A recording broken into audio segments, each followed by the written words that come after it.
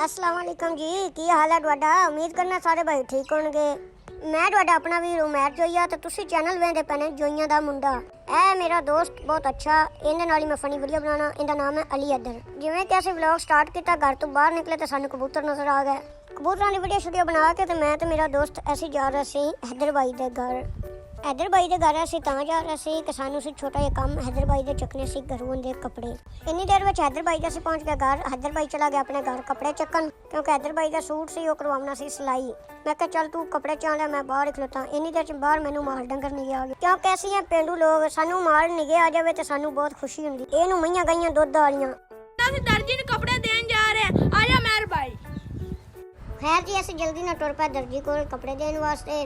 भैया गर्मी भी बाहर बहुत सी, लेकिन भाई इधर ने कहा यार लाजमी कपड़े आई देने नू दर्जी नू, क्योंकि मैनू शादी ते जाना है। बाकी छड्डो, तुसी मेरा पिंड चेक करो। मैनू ते अपना पिंड बहुत खूबसूरत लगता है। बाकी पिंड विच रहन दी अपना ही नज़ारे नू। खैर जी इन्नी देर विच गल्लां करदे मैं पहुंच गया जी अपने घर। हैदर भाई ने कहा कि कपड़े मैं तेनू दे रहा ते तू आपे दर्जी नू दे ले। ਯਾਰ ਇਹ ਲੈ ਕੱਪੜੇ ਦਰਜੀ ਨੂੰ ਤੂੰ ਹੀ ਦੇ ਦੇਵੀਂ, ਉਹ ਤੇਰੇ ਤੋਂ ਆਪੇ ਆ ਤੇ ਲੈ ਜਾਵੇਗਾ। ਤੂੰ ਹੀ ਸਵਾਦ ਦੇਣੇ ਨੇ ਹੁਣ ਮੈਨੂੰ। ठीक हो गया हैदर भाई, मैं सवा देंगा, कोई मसला ही नहीं यार, मैं सवा देंगा, टेंशन नहीं लेनी। ठीक हो गया। मैंने इतवार वाले दिन लेने हैं कपड़े। ਐਤਵਾਰ ਵਾਲੇ ਦਿਨ ਲੈਣੇ ਨੇ? हाँ जी ठीक मैं हो अब गया। जा रहा हूँ। ਆ ਜਾਂਦਾ ਕਿਧਰ ਆ ਜਾ, ਬਹਿ ਜਾ, ਤੈਨੂੰ ਪਾਣੀ ਸ਼ਾਨੀ ਪਾਉਣਾ। नहीं मैं जा रहा हूँ।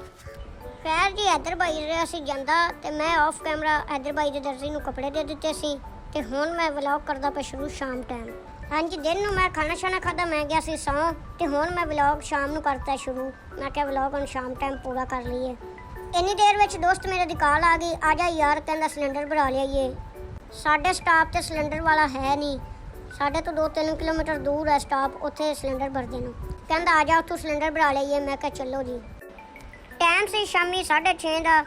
खैर क्योंकि हम दिन हो गए छोटे, हनेरा होया खलोता सी काफ़ी ज़्यादा, लेकिन असी फिर भी तुर पे कि चलो स्टाप नाल ही तो है, गैस वगैरह भरा लिया उन्हें।